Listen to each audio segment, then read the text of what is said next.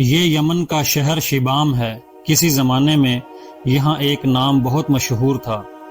ایک معروف تاجر قاسم بن ابراہیم، جسے ابو التجار بھی کہا جاتا تھا، اس کی زندگی کامیابیوں سے بھری ہوئی تھی، لیکن ایک دن اس کے لیے خاص تھا جب وہ اپنے بیٹے کو پہلی بار تجارت پر بھیجنے والا تھا۔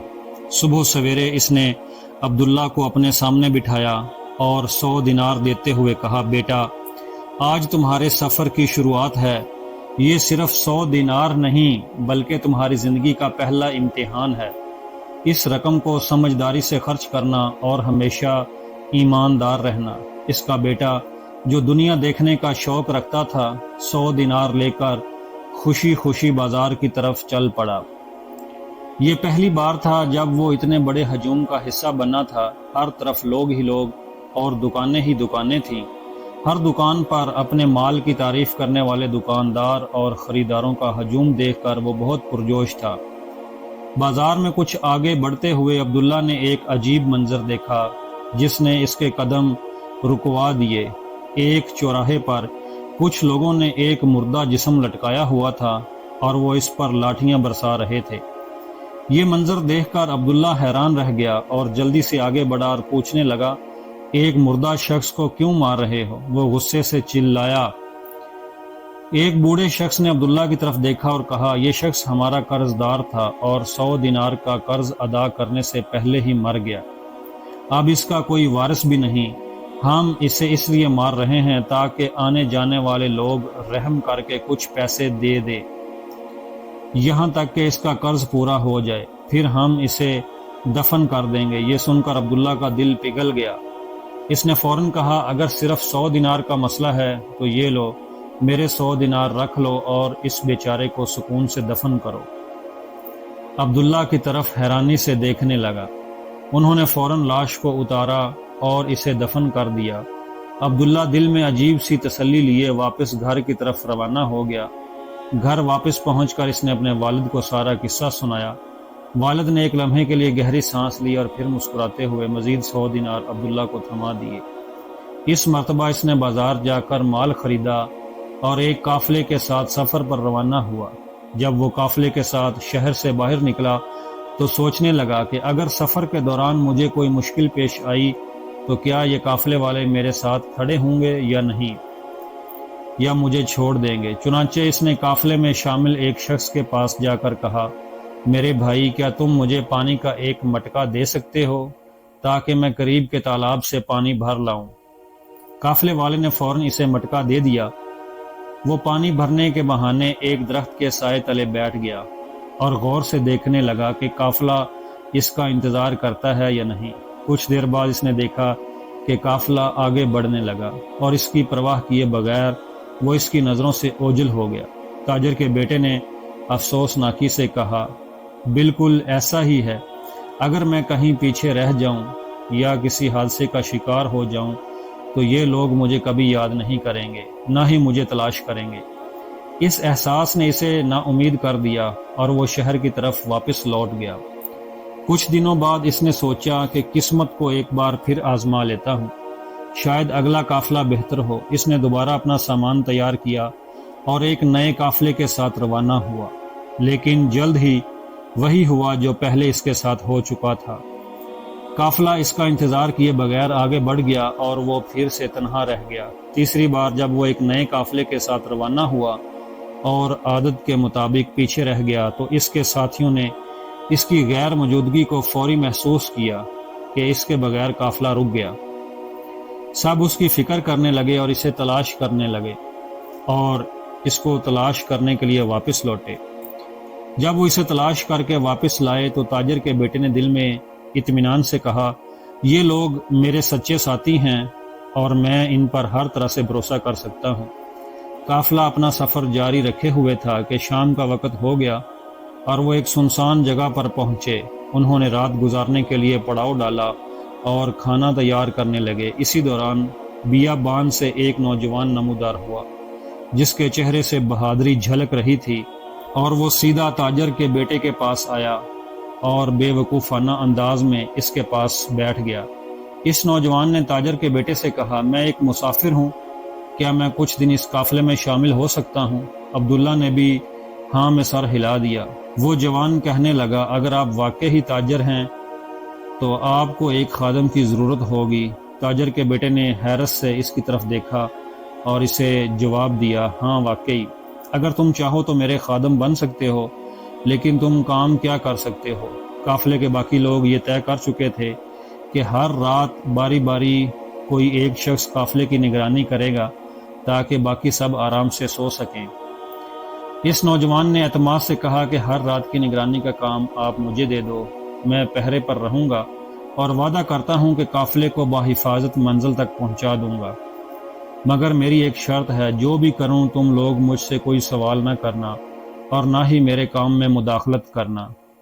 تاجر کے بیٹے اور دیگر قافلے والوں نے حیرت سے ایک دوسرے کی طرف دیکھا، لیکن اس نوجوان کا خود اعتمادی اور مضبوط لہجے میں انہیں مطمئن کر دیا۔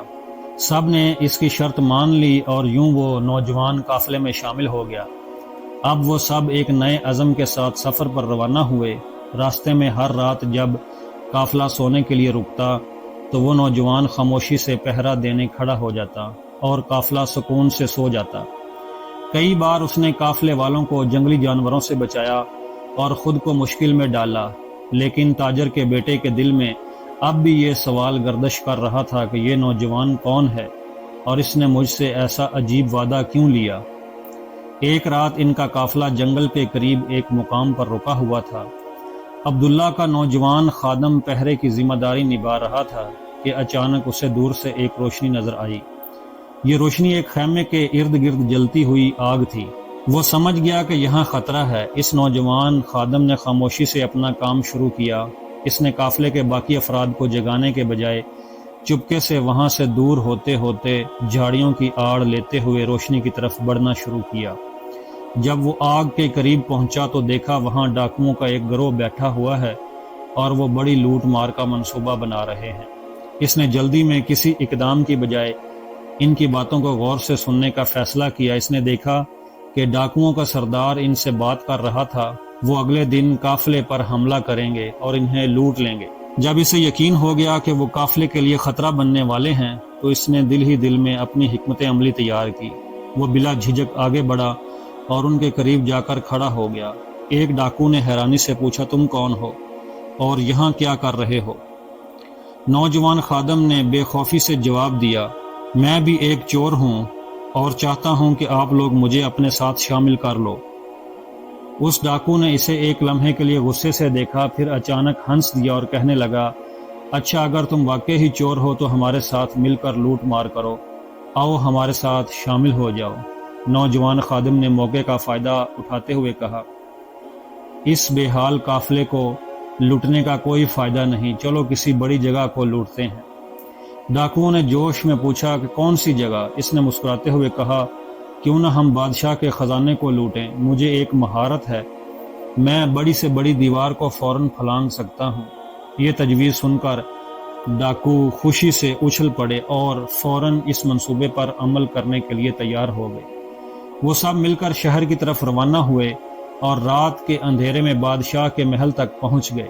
محل کی دیواریں بہت اونچی اور مضبوط تھیں، لیکن وہ نوجوان ایک کنگن کی طرح دیوار پر پھلانگ کر اوپر چڑھ گیا اور ایک رسی ان کی طرف پھینکی۔ پیچھے پیچھے سب ڈاکو اوپر چڑھنے کی تیاری کرنے لگے۔ جیسے ہی ایک ڈاکو اوپر پہنچا وہ چپکے سے اسے مار دیتا۔ نیچے کھڑے ڈاکوؤں کو کچھ معلوم نہیں تھا کہ اوپر کیا ہو رہا ہے۔ ایک ایک کر کے سب ڈاکو اوپر چڑھتے گئے اور سب کا انجام وہی ہوا۔ آخر میں ڈاکوؤں کا سردار اوپر پہنچا اور نوجوان خادم نے اسے بھی مار ڈالا۔ اب اس نے تمام لاشوں کو خزانے کے کمرے میں پہنچا دیا۔ وہ یہ کام نہایت سنجیدگی اور خاموشی سے کر رہا تھا، جیسے اسے کسی راز کی حفاظت کرنی ہو۔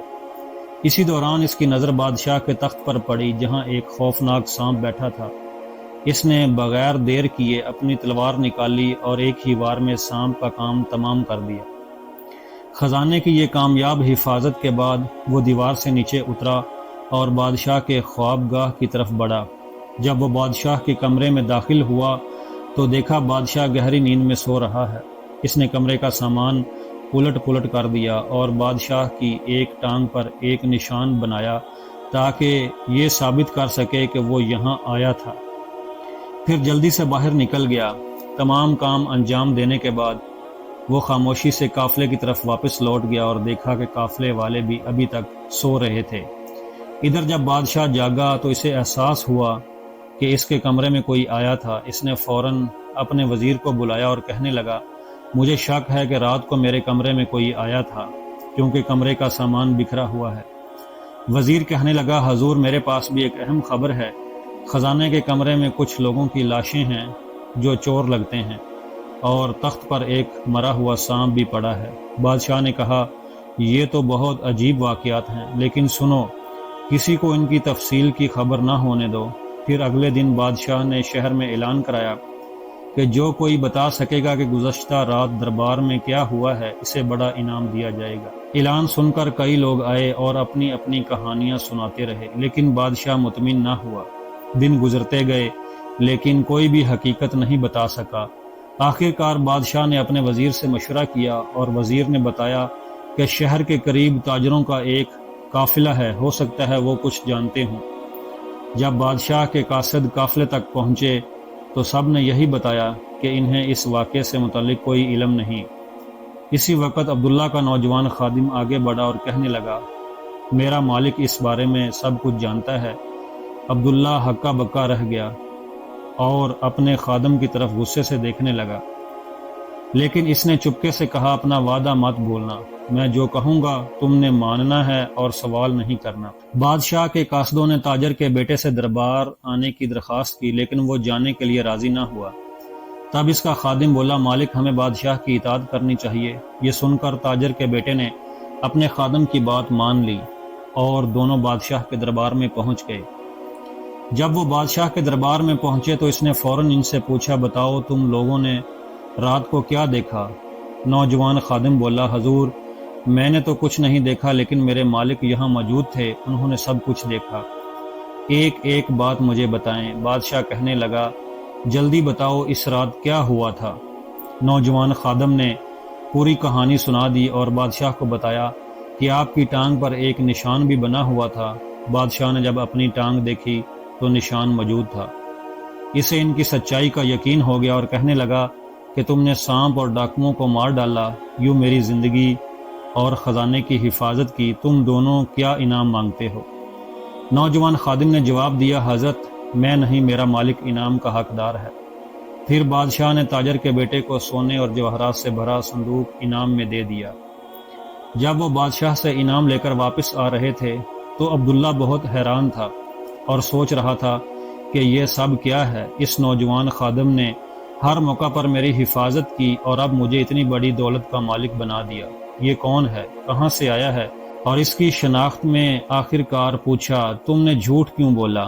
میں تو کچھ بھی نہیں جانتا تھا، تم کون ہو اور اتنے دن سے میری مدد کیوں کر رہے ہو؟ عبداللہ کے خادم نے مسکراتے ہوئے کہا، تم مجھے نہیں جانتے، لیکن میں تمہیں پہچانتا ہوں۔ کچھ عرصہ پہلے تم نے ایک قرض ادا کیا تھا، آج میں نے تمہارا وہی قرض چکا دیا، لیکن اب میرا وقت ختم ہو چکا ہے اور مجھے واپس جانا ہے۔ یہ کہتا ہوا وہ خادم جس تیزی کے ساتھ پہلی بار ظاہر ہوا تھا، اسی تیزی سے واپس پلٹا اور عبداللہ کی نظروں سے غائب ہو گیا۔ تاجر کا بیٹا حیرت میں ڈوبا رہا اور اس واقعے نے اس کی زندگی کو بدل کر رکھ دیا۔ وہ کبھی یہ نہ جان سکا کہ وہ خادم دراصل کون تھا۔ کیا وہ اسی لاش کا سایہ تھا، ایک انسان تھا، یا خدا کی بھیجی ہوئی کوئی غیبی مدد؟ حقیقت جو بھی تھی، لیکن عبداللہ یہ بات سمجھ چکا تھا کہ انسان کی بے لوث نیکی کبھی ضائع نہیں جاتی اور اچھے اعمال کا بدلہ ہمیشہ کسی نہ کسی صورت میں واپس آتا ہے۔ دوستو، امید ہے کہ آپ کو یہ کہانی پسند آئی ہوگی۔ ویڈیو کو لائک کریں، کمنٹس میں اپنی رائے کا اظہار کریں اور ہمارے چینل کو بھی سبسکرائب کر لیں۔ شکریہ۔